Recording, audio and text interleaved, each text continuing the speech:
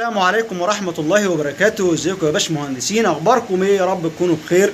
معكم محمد سعد، مهندس مدني من قناة معلومة هندسية. ان شاء الله هنتكلم النهاردة عن عملية تشحيط المباني والهدف او الغرض من عملية التشحيط، وكمان هنقول الضرر الناتج من عدم تشحيط المباني. بس يا ريت تدعمنا بشير ولايك واشتراك في القناة عشان الكل يستفيد واللي المعلومة مش واصلة توصله. اول حاجه يا باشمهندسين، لو خدنا بالنا في الصوره هنلاقينا في نهايه الجدار او في نهايه الحائط هنلاقينا مشحطين المباني بخوابير من الخشب. الخوابير دي المسافه بينها حوالي 1 متر تقريبا.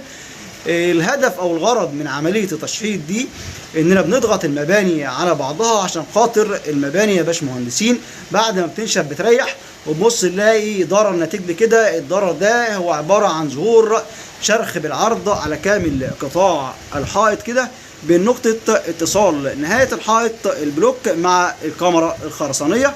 بنلاقي شرخ عرضي ظهر لي في المنطقة دي كده بكامل طول الجدار أو الحيطة.